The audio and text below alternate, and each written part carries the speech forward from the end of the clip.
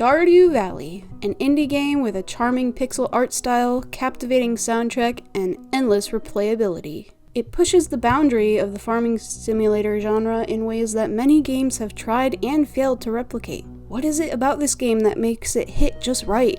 Is it the varied gameplay, the ultra-satisfying sound design, the lovable and hateable NPCs, or maybe the everyday magic that's woven into the fabric of the game? In truth, all of these things are the result of the one thing that makes Stardew Valley stand out: its developer. Despite the overwhelming success of Stardew Valley and having a second game in the works, Eric Barone, or Concerned Ape, has continued to make updates big and small to Stardew Valley, constantly tweaking, rebalancing, and adding new content to the game. Good old CA also involves the community in shaping the game, whether through adding or adjusting things in the game directly that players suggest, or by working closely with modders to ensure their alterations to the game will continue to function with each new update. It is this fervent and undying dedication from its developer that has made Stardew Valley into the masterpiece that it is. Now I'm sure you're thinking, hey, are you just gonna wax poetic about the game the whole time? The title says, yeah, I know what the title says, okay? And we're gonna get to that very soon. But I would be remiss if I didn't take the opportunity to gush over this game a little beforehand. Eric Barone, I love your mind and the world it has created. Okay, now I'm done. Without further ado, here's part 1 of my attempt at the Year 1 Community Center Challenge. For this playthrough, I went with a self-insert farmer, although my Twitch chat had some input on the farm name and favorite thing. I also went with one of my favorite farm maps, the Forest Farm. This layout is actually really nice for Community Center, or CC, completion, especially when paired with the bat option for the farm cave. And in case you're wondering, yes, I did tick the box that guarantees that the traveling cart will be selling a red cabbage or red cabbage seed at some point in Year 1. I know, that may seem like I'm basically guaranteeing the completion of this challenge, but trust me, it was still plenty challenging. I should also mention that this run was started and completed entirely before the 1.6 update, which is why things might look a little different if you're a relatively new player. Like most people, I start my first day by clearing some land and planting the parsnip seeds that Lewis gives you. Then I head to Pierre's, pick up a few leeks along the way, and oh dear, pockets are full already. Well, back to the farm it is to chop some wood for a chest. There, that's better. Back into town, chatting with a few villagers along the way for that introductions quest, and now I can finally buy seeds. Now, while this is my first time attempting the Year 1 CC challenge, it is not my first playthrough, so I already know what crops I need to buy here. And like that, I'm broke. I did score a few mixed seeds while clearing weeds, so that helps a little. About halfway through watering, I am rudely reminded of just how little energy you have to spend at the beginning of the game. I wander up the mountain trail in search of a snack, but end up finding nothing. Luckily, I have just enough energy to finish watering. I spend the rest of the evening foraging in cindersap forests and pushing it by planting and watering just one more mixed seed. A letter from Willie arrives the next morning, and now it's really game on. Once the morning chores are taken care of, I head through town, accepting a help wanted quest from, Willie, who wants me to catch a few fish. Well, that's convenient. To the beach it is. Willie gives me his old rod, and I get right to fishing. After catching just about every other type of fish available, I finally manage to catch one of the 3 anchovies Willie wants me to catch. I also score a few goodies from the treasure chests. While maybe I could catch the other 2 anchovies today, there's something else I have a chance to do this evening.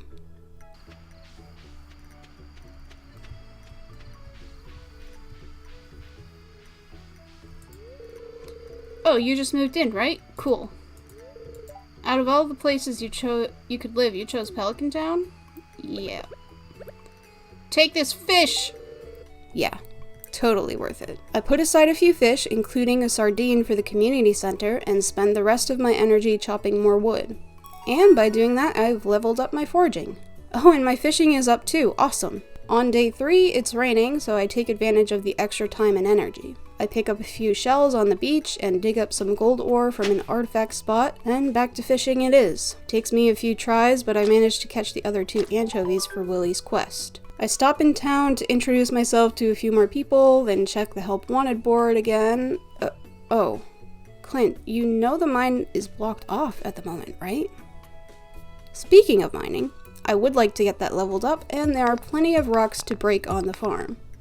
Once I'm out of energy, I go to the saloon to get more introductions out of the way, and oh, hey, Sebastian.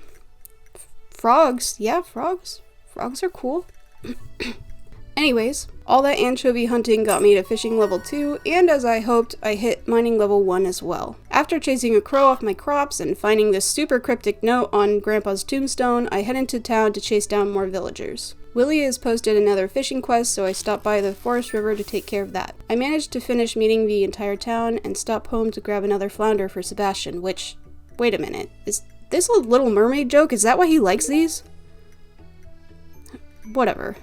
I end the day by selling the fish I caught, minus a couple for the community center, for a whopping 117 gold. Spring 5 is a big day. I adopt the stray cat Marnie found and chat names it Velociraptor.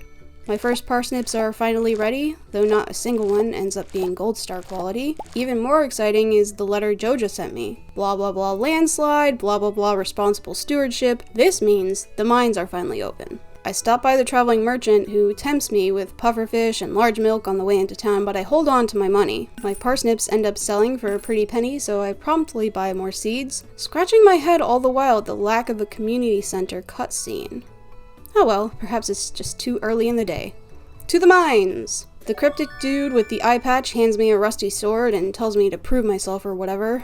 I'm not completely listening because I'm here for loot. I think the mines really highlight how exciting even the most basic things are in the early game. That first bit of copper always feels so good. I make it down to level 5 and decide I'm happy with that for now. The night ends with a bit of socializing at the saloon. Oh, and I hit level 1 farming. Now I can make a scarecrow and some fertilizer and... Oh. Hi, Clint. Yeah, I did find some copper ore.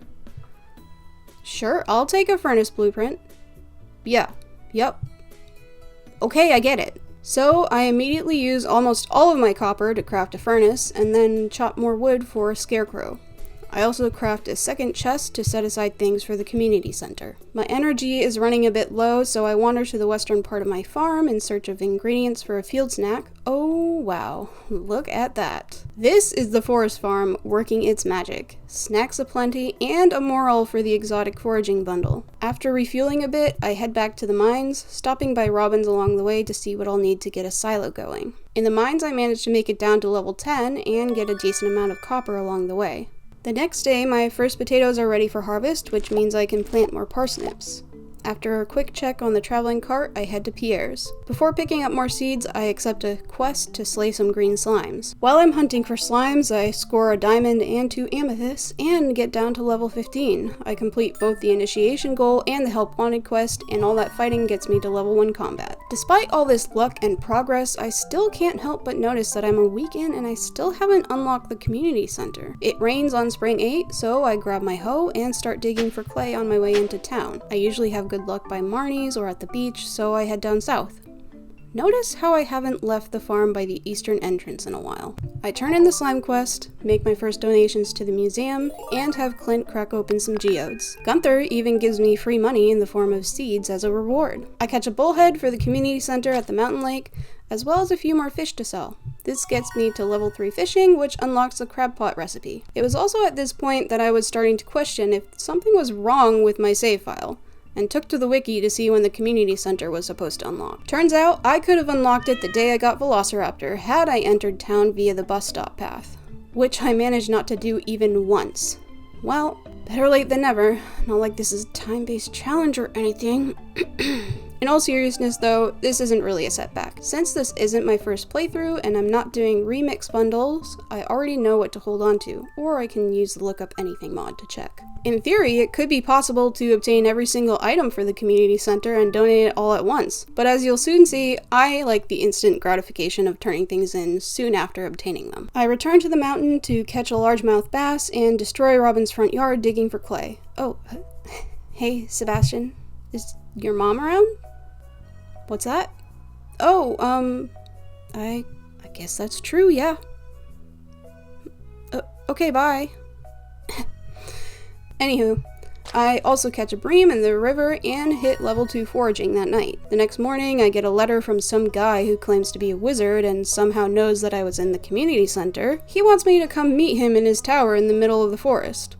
What could go wrong? But first, clay, so I can finally order this stupid silo from Robin. I stop by the museum to trade this rusty spoon for a starfruit seed, and then head to the wizard's tower. The guy rattles off a bunch of nonsense, summons one of the creatures I saw in the community center, and then pressures me into drinking a potion that sends me on one hell of a trip. To his credit though, I can read the Junimo scrolls now. The spring forage bundle gets completed right off the bat, which gives me access to the pantry and the fish tank. I put a moral in the exotic forage bundle and a parsnip and a potato in the spring crops bundle. On a second trip, I bring a sunfish for the river fish bundle, a sardine for the ocean bundle, a largemouth bass, carp, and bullhead for the lake bundle, a bream for the night fishing bundle, and a clam, an oyster, and a mussel for the crab pot bundle. Before the night is over, I pop down to the forest river and catch a shad. On spring 11, more crops are ready, including my first green beans. Still no gold star parsnips, so I double down on fertilizer and parsnip seeds. Robin sends me a letter asking for help finding her axe, so I head down to the forest. While I'm there, I find Vincent and Jas playing by the sewer, and we all see something spooky moving around behind the gate. After finding Robin's axe, I pick up more seeds and spend the rest of the day fishing. I hit level 2 farming and level 4 fishing, unlocking the ability to craft mayonnaise machines and recycling machines. The next day is a rainy one, so I drop off Robin's axe and attempt to go down into the mines, but run into a bit of trouble when I encounter an overrun floor. So instead, I head home to scythe some grass and start carving out a space for a coop. Between the mines and clearing rocks on the farm, I hit level 2 mining. My first cauliflowers are ready on spring 13. I save one for the spring crops bundle and another for a quest that Jody will give me later. Oh, and today is the Egg Festival. I decide to attend even though this is a challenge run and there isn't anything essential for it at this festival. This is the first single player run I did on stream, and for some of my viewers this is their first time seeing the game, so I wanted to let them experience as much as possible. Plus I couldn't just stay home and let Abby win the egg hunt. The traveling cart is a bust on spring 14, but I do have a few things for the community center. A green bean and a cauliflower complete the spring crops bundle, which unlocks the boiler room. While I'm there, I put the shad in the river bundle as well. Then I head up to Robin's to order my coop and run into Sebastian again, who actually remembers my name.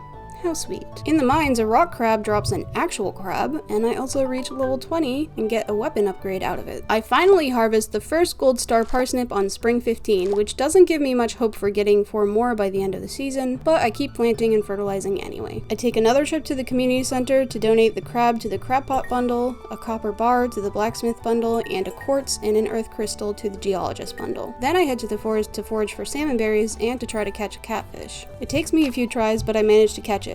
This is my first time succeeding at catching the catfish in spring year 1, and I'm excited enough that I bring it to the community center immediately to donate it. All of that salmon berry picking brings me to level 3 foraging, giving me access to the tapper recipe for tree sap, and I hit level 3 farming as well, which gives me the ability to craft beehives for honey. After sorting out my storage situation the next morning, I head to the mines. I'm prioritizing going here because I want to complete the boiler room ASAP. Getting those mine carts unlocked early is essential in a challenge like this. I make it down to level 25 and level up my combat skill in the process. 2 more golden nips show themselves on spring 17, bringing the total to 3. The coop is also done, so I purchased 2 chickens that chat names Gravy and Quacks. Then it's back to the mines. I speedrun through the worst levels of any mine, cavern, or volcano in the game and find a red mushroom along the way. I don't make it to level 40, but I still hit level 3 mining. After a quick Clint and Gunther run the next morning, I head right back into the mine. Things get a little hairy on level 38, but I manage to live through a bat swarm and finally make it to level 40. The slingshot reward is less than exciting, but the prospect of iron and, more importantly, frozen tears prompts me to push forward. I find a cave carrot in a barrel and gather a few bars worth of iron ore, but there's not a frozen tear in sight. I finally harvest the last of the golden parsnips I need on the 19th. On the way to Pierre's, I check the traveling cart and bring Jody a cauliflower. While I'm buying more seeds, some snooty Joja asswipe walks in and starts pilfering all of Pierre's customers. I take special note of the people who fall for Morris's tactics and carry on with my business. Before I plant my seeds, I donate 10 bat wings to the Adventurers bundle. I head back into the mines and a dust sprite drops a crystal fruit, make it down to level 50, but still no frozen tears. On the bright side, I hit level 4 farming that night, which gets me the preserves jar recipe. I make one immediately on the following morning, as well as a mayo machine since Gravy and Quacks laid their first eggs. While I'm on a roll, I craft a couple of tappers to put on a maple and an oak tree. At that point, my first iron bars are done smelting as well. I stop by the Adventurers Guild to sell some of my old gear and head back into the mines. On level 53, a slime drops a winter root, and after taking an eternity to kill, a ghost drops a solar essence. I donate the solar essence on the way home. With the Adventurer bundle complete, I receive a small magnet ring as a reward and unlock the last room, the vault. Plus, my combat skills level up again. I drop off my pickaxe on the 21st for my first tool upgrade. The money is really starting to roll in now, between the mayo and the more substantial harvests and the fishing. Oh, hey Sebastian, do you, want this cool rock I found? Yeah, that's right. He asked about my name again. Is this a prank, or does he have a bad memory? Anyway, now that I have a steady income, I decide it's worth it to purchase the first backpack upgrade. I also cave and decide to make a crab pot because the cockle is taking its sweet time to show up. A bit more fishing gets me to level 5 on that skill, which means I get to choose my first profession. I go for the fisher profession, as that's generally the best one to choose for money. And boy, do I need money. On the 23rd, my copper pickaxe is ready, and I donate an iron bar to the blacksmith bundle. I hit level 4 foraging the night after the flower dance, and head back into the mines the next day, where I finally find a frozen tear, and then another one. That night, I also hit level 5 farming, and go with the agriculturalist profession, since that leads to one of the best money-making professions in the game. On the 26th, I make another Clint and Gunther run before stopping by the community center again. I put the winter root and crystal fruit I got in the mines in the winter foraging bundle, the red mushroom in the dye bundle, 10 hay in the fodder bundle, a chub in the field research bundle, and a frozen tear in the geologist bundle. Then I go to Robin's to check in about what it takes to build a barn and riz up her basement hermit son by asking about his job and giving him more cool rocks. It's not until the next day that I manage to get the materials I need to get the barn going. I also finally get a cockle from the crab pot I put down, which completes the crab pot bundle, the reward for which is 3 more crab pots. Did Junimos have a sense of humor? By now the money is starting to snowball nicely, and by the last day of spring I've made enough to gain access to the farm cave. And because this farm layout provides easy access to mushrooms, I always pair it with the fruit bats. I get a large white egg that same morning and make it to level 60 of the mines. The last CC donos for spring include the large white egg for the animal bundle, oak resin for the enchanters bundle, and a frozen geode for the research bundle. And then, right when I'm feeling pretty good about how I'm finishing out the season, I experience the unluckiest lucky thing that's ever happened to me in this game. No. Oh, that's so...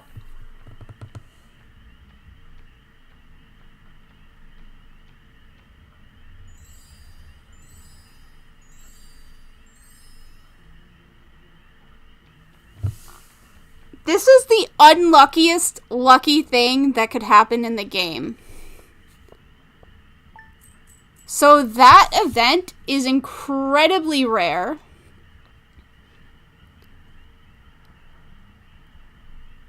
What that's supposed to do is if you have crops growing there, the fairy will bless your crops and the crops there will be fully grown, like ready to harvest the next day.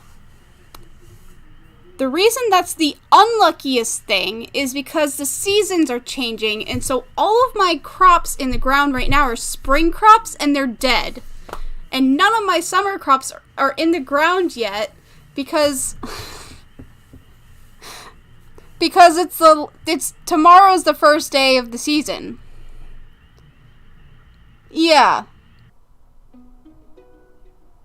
And with that, spring of year 1 is completed. If you enjoyed watching this, be sure to leave a like. If you want to see what happens next in the challenge, subscribe to the channel so you'll be notified when part 2 is uploaded. And if you like Pokemon, check out this video where I hunted for a shiny Destiny Mark Zoroark in Pokemon Scarlet. Thanks for watching, and I'll see y'all next time for Summer of the Year 1 Community Center Challenge.